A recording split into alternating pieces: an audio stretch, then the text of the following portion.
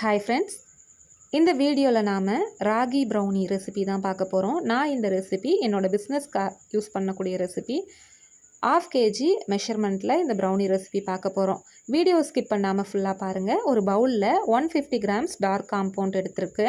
அது கூடவே 100 grams butter சேர்த்து டபுள் பாயிலிங் மெத்தடில் மெல்ட் பண்ண வச்சிடலாம். ஒரு பவுலில் 2 முட்டை சேர்த்துட்டு ஒரு பிஞ்ச் ஆஃப் சால்ட்டு, அரை மூடி வெண்ணிலா எசன்ஸ் சேர்த்து ஒரு 30 செகண்ட் இந்த மாதிரி நல்லா பீட்டரில் பீட் பண்ணி எடுத்துக்கோங்க. இதில் இந்த அளவுக்கு பீட் ஆகி வந்ததுக்கப்புறம் 150 கிராம்ஸ் பவுடர் பண்ண நாட்டு சக்கரை சேர்த்துருக்குறேன். நான் முழுக்க நாட்டு சக்கரை மட்டும்தான் இந்த ப்ரௌனிக்கு யூஸ் பண்ணியிருக்கிறேன். நாட்டு சர்க்கரையை பவுடர் பண்ணி சேர்க்கும்போது நல்லா க்ரீமியாக இந்த அளவுக்கு பீட் ஆகி கிடைக்கும். அப்போ தான் நம்மளுக்கு ப்ரௌனியில் கிரிங்கிள் டாப்புமே இருக்கும். அதனால் சர்க்கரையை நல்லா பவுடர் பண்ணி சேர்த்துக்கோங்க.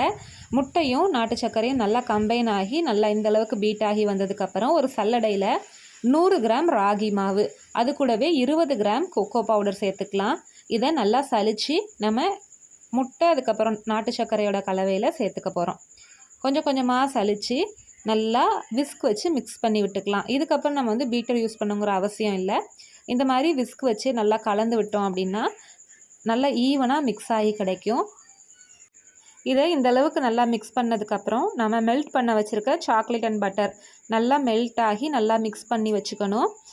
இது சூடாக இருக்கும்போது நம்ம பேட்டரோடு சேர்க்கக்கூடாது. நல்லா ஆறி வந்ததுக்கப்புறம் நம்ம கலந்து வச்சுருக்கிற பேட்டரோட சாக்லேட் அண்ட் பட்டர் மிக்சரையும் சேர்த்து ஸ்பேச்சுலா வச்சு நல்லா கலந்துக்கலாம்.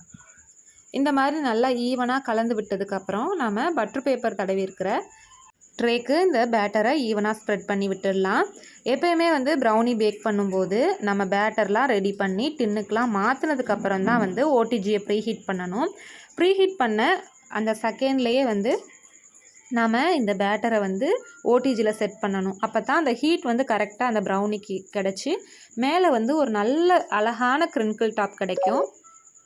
அதே போல் நம்ம இருக்கிற ரூம் டெம்பரேச்சரை பொறுத்து நம்ம ப்ரௌனி பேட்டர் கொஞ்சம் டைட் ஆகிறதுக்கு சான்சஸ் இருக்குது.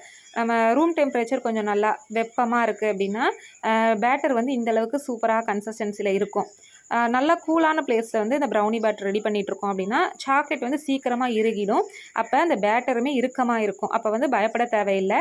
அழகாக ஈவனாக ஸ்ப்ரெட் பண்ணி விட்டுட்டு இந்த மாதிரி ஸ்கியூவர் வச்சு இந்த மாதிரி ஸ்ப்ரெட் பண்ணி விட்டுக்கிட்டோம் அப்படின்னா செம்ம சூப்பராக பேட்டர் ஈவனாக ஸ்ப்ரெட் ஆகிடும். அதுக்கப்புறம் மேலே டாப்பிங்ஸ்க்கு இன்றைக்கி ராகி ப்ரௌனி அப்படிங்கிறதுனால நான் நட்ஸ் போட்டிருக்கேன். உங்களுக்கு வேணுங்கிற நட்ஸ் அப்புறம் சாக்லேட்ஸ் எதுனாலும் நீங்கள் டாப்பிங்ஸ்க்கு சேர்த்துக்கலாம்.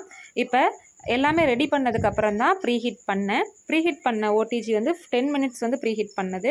அதில் ஒரு 20 மினிட்ஸ் 180 டிகிரி செல்சியஸில் பேக் பண்ண வச்சிடலாம். மேல் ராடு கீழ் ராடு ரெண்டுமே ஆனில் இருக்கணும். அப்போ தான் ஈவனாக பேக் ஆகி வரும். கரெக்டாக 20 மினிட்ஸ்க்கு அப்புறம் நம்ம நம்மளோட ப்ரௌனி ட்ரேயை வெளியே எடுத்துடணும். ஹீட்டோடு அப்படியே வச்சிட்டோம் அப்படின்னாலுமே ப்ரௌனி ஹார்ட் ஆகிறதுக்கு சான்சஸ் இருக்குது. அதே போல் வெளியே எடுத்த ப்ரௌனி ட்ரேயை கம்ப்ளீட்டாக ஆற விட்டுறணும். நல்லா ஆறுனதுக்கப்புறம் தான் பீஸ் போடணும். அப்போ தான் ப்ரௌனி உடையாமல் நமக்கு ஈவனாக கட் ஆகி வரும். அதே போல் ப்ரௌனியுமே எடுக்கிறதுக்கு ஈஸியாக இருக்கும். இந்த மாதிரி நல்லா ஆறுனதுக்கப்புறம் பீஸ் போட்டு பார்க்கலாம். பாருங்கள் நம்ம ப்ரௌனி எந்த அளவுக்கு சூப்பர் ஃபட்ஜியாக வந்திருக்குன்னு. மேலே அழகான ஒரு கிரிங்கிள் டாப்போட உள்ள நல்லா ஃபட்ஜியான செம்ம சூப்பரான ப்ரௌனி. இது முழுக்க நாட்டு சர்க்கரையில் அப்புறம் ராகி ஃப்ளாரில் பண்ணுறதுனால பட்டர் யூஸ் பண்ணி பண்ணுறதுனால இந்த ப்ரௌனி ரொம்ப ப்ரீமியமாக இருக்கும். இந்த வீடியோ யூஸ்ஃபுல்லாக இருந்துச்சுன்னா சேனலை சப்ஸ்கிரைப் பண்ணிக்கோங்க.